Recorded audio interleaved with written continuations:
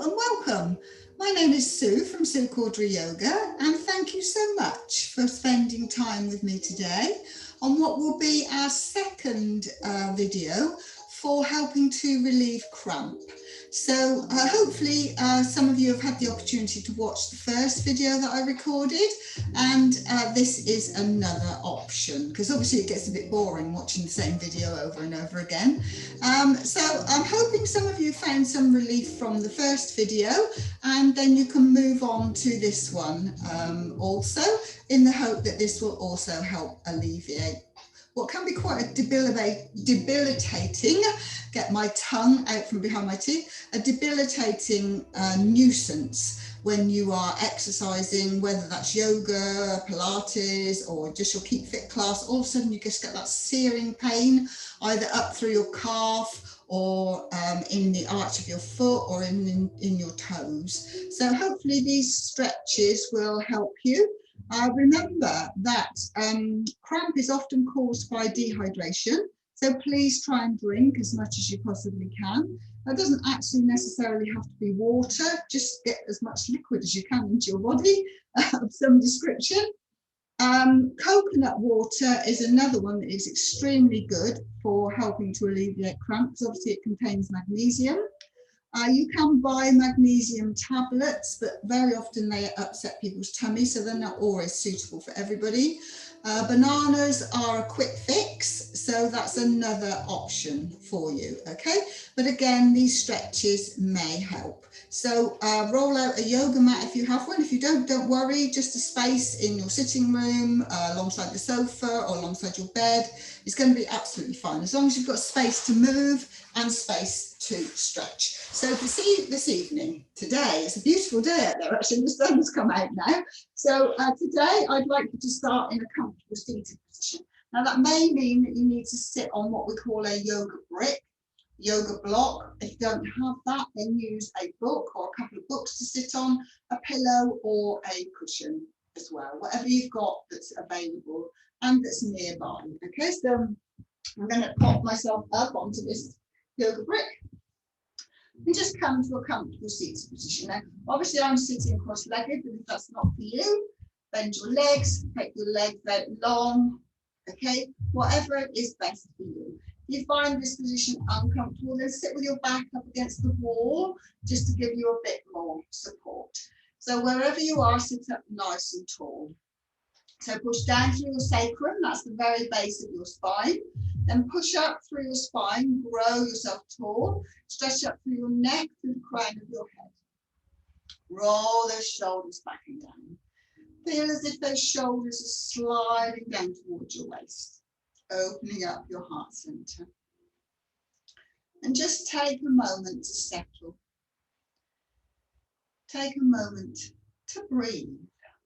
This time is for you. You're looking after yourself. And that's what yoga is all about at the end of the day. It's looking after yourself. So for those of you that suffer with cramp, let's see how we get on. And hopefully these little movements, some of them are big, will help, okay? So just take a few breaths in this position. Then slide the feet out and place the soles of the feet together. Push the soles of those feet together, hands on your knees, and just do little butterfly movements. You may find that you can push the inside of the feet together to actually open the feet. They come out into like a book, and you get a nice inner thigh stretch. But you go with wherever is best for you, wherever you are. We're all different. We've all got a different amount of flexibility. We can be really brilliant in one pose and absolutely rubbish in another. And that's all quite normal, and you will feel differently on one side to the other. So just a few little flutters here. You're then going to bring the right foot in towards you. So I'm going to come off of this brick so I can sit on the floor. So you're going to bring the right foot in towards you. And the opposite hand to the opposite foot, you're going to try and get your fingers in between your toes. Now I know that this is not that comfortable, but if you can get those fingers just to separate those toes, And then the same hand as the foot, rest the ankle in it for a little bit of support. So the elbow is on your thigh, again for support, and your fingers are between your toes. And all I'm going to ask you to do is just rotate that ankle. See if you can go slowly 10 times one way. That's about 8, 9, 10, and 10 times the other way. Not the most comfortable. I readily agree it's not the most comfortable. It's a good way of opening your toes and just getting some work into that ankle. Okay, release that one. Bring the other one in, opposite hand to opposite foot. Place fingers in between the toes. You could be tighter on one foot than the other. Again, as I said previously, that's quite normal. Then place that ankle into the hand. Rest the elbow on the thigh. And then rotate this foot 10 times one way, 6, 7, 8, 9, 10. Your cadence is probably better than mine, and 10 times the other way.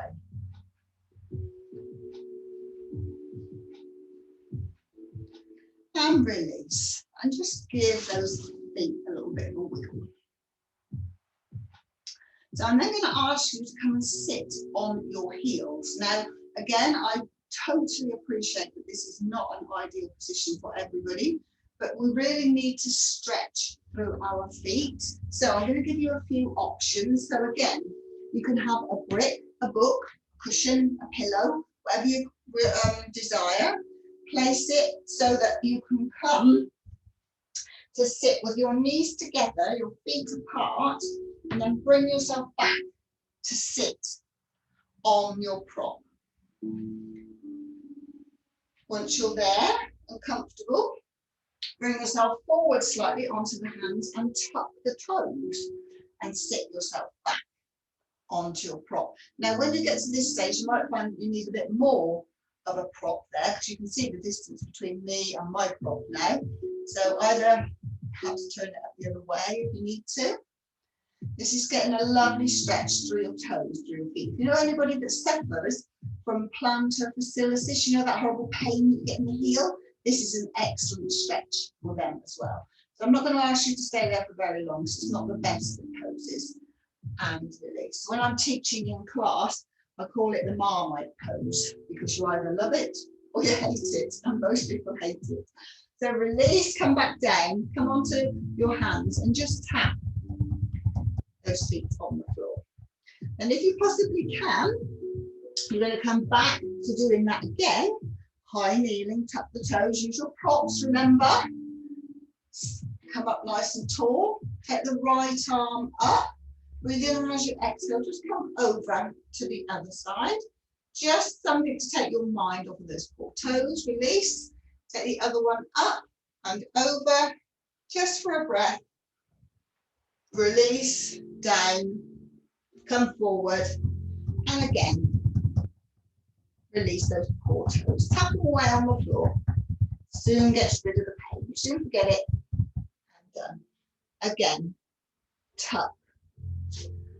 Back. This time, palms together facing you. Come up nice and tall, and then push those palms away and up. Again, all I'm doing is giving you something else to think about while you're stretching through those toes. Breathe, release, come forward and bash. That's giving your feet a nice little stretch. So we're going to go up into what's called down dog now. I'm going to take you through a little flow that's going to stretch through your legs, stretch through your calves, through your hamstrings. Although down dog is actually a full body stretch, so all parts of your body are going to benefit from this. So your hands are shoulder width apart, spread your fingers wide, tuck the toes, lift the knees. Take your chest towards your thighs and try and push those heels away. Now they may very well not reach the mat, don't worry, mine don't either, but try to keep pushing that chest towards those thighs and try pushing those heels away. You can even try what we call walking the dog, which is coming up on the toes of one foot and pushing the heel away, holding it for a count of 2, and then reverse and hold for a count of 2. Just helps to give an extra stretch through what can be very tight legs, especially if you do a lot of sitting or a lot of cycling. You're then going to bring both big toes together. You're going to take up the right leg, bend the right knee, bring it towards your nose whilst looking at the space alongside your right hand. And you're going to try and get your foot alongside your right hand by swinging it through. If that doesn't work for you, then you can work up to it. Give yourself a little run in, bring the knee forward and back, and then try, okay? Or you can drop the back knee, drop both knees, take the hand behind the knee, bring it forward. That also helps, as long as you get into what you are ready for a low lunge. Knee in line with ankle, back knee is back behind the hip to get a stretch in this back thigh. And you just come up for a low lunge. Take a breath. Feel that stretch in that back thigh. Push the hips forward, tuck the tailbone under. Then breathe in, and as you exhale, hands come down either side of the foot, tuck those back toes, take it back to plank. So pull your belly button in, up and back. So no planks up here, nice straight plank. Then drop the knees, untuck those toes. Squeeze the arms into the body whilst rotating the inner elbows forward and come all the way down. So we're going to come into a cobra. So place the front of the feet on the floor, hands are alongside the chest, elbows are bent. Breathe in, and as you exhale, cobra. So if you've got any compression in your back, come down. You come too far, okay? So it's only a little low cobra. Then come all the way down. Breathe in, and as you exhale, push, tuck the toes, and you're back where you started in your down dog. And take a breath. Then take the left leg up. Again, do whatever you need to do to bring that foot forward and alongside your left hand.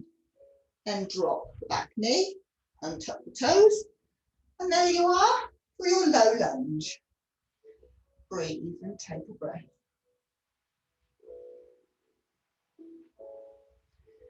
Take the hands down, tuck the back toe. You're going to go back for your plank again. So no hips in the air, remember. Nice straight plank. Drop the knees, squeeze those elbows, down you come. Push into those hands. Feel cobra. Remember, if the back is compressed, come down, tuck the toes, down dog. Well done. Breathe. And look at the hands. Walk the feet to the hands, hands to the feet, and you're in forward fold. Again, lovely stretch up the backs of the legs. So push through the heels, push through your big toe and your little toe. Feel that stretch up through the legs. If you need to bend the knees, please do. If you need to use your props, they're there. Use them, hands on the prop, whatever height you need. We're all different. We all have different flexibilities. Just hold there for a few breaths.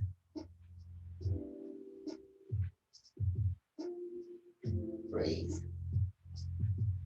We're going to step back into down dog again, but this time we're going to do a wide leg down dog and a wide arm down dog, and it should feel slightly different, and you should get more of a stretch in your legs again, and you may even find that heels come closer to the mat. But don't worry if they don't, they're all different. So walk the hands so the little fingers are in line with the outside edge of the mat. Then walk the feet back so the little toes are in line with the edge of the mat again. And the same as before, push your chest towards your thighs. And if you see, my heels are so much closer, but yours may not be, don't worry. Maybe that you're here, doesn't matter. We're all different, and you've got something that you can work towards. Breathe, breathe, breathe. And breathe in, and as you exhale, drop those knees.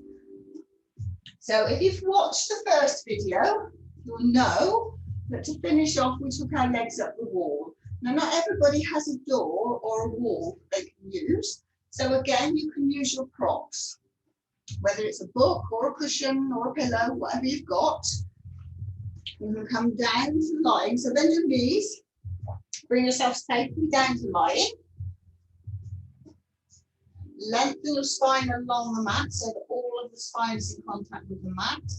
Push it into the soles of your feet, tuck your tailbone under, lift up, and then place this brick or whatever you've got right at the base of your spine. Now it should feel comfortable. If it doesn't, move it around a little bit, move your clothing a little bit. Palms on the mat to support you.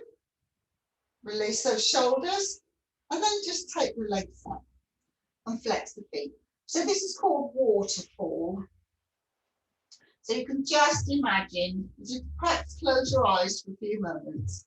Just imagine that lovely cool water splashing down over your feet, your toes, your ankles, your heels, and refreshing down through those legs, through those muscles that you've just stretched.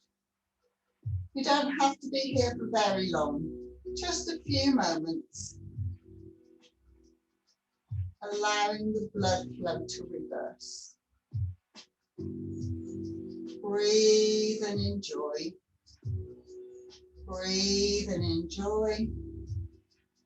Breathe and enjoy. And when you're ready, slowly bend the knees. Bring the feet back down to the mat. Push into the soles of the feet, into the hands. Lift up. Remove whatever prop you've used. Slowly come back down to the mat, very slowly, till the whole of the spine is on the mat. Bring the knees into the chest.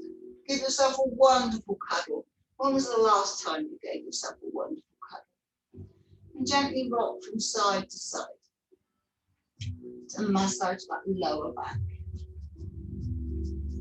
If you want to get the whole of the lower back, just release the hands and come all the way over onto your elbow. Then push into that elbow, come back to center, and go all the way over to the other side of the elbow and back. This ensures that you are covering and massaging the whole of your lower back. So you notice I've just done 3. Then take the hands behind the thighs, take a deep breath in, and as you exhale, roll yourself, come all the way up, and you're back to where you started. Well done. Thank you for joining me, and hopefully, again, that will help some of you with cramp. Okay, I'm not saying that it will stop it altogether, but hopefully it will help. Okay, thank you once again for joining me. Bye. Enjoy the rest of your day.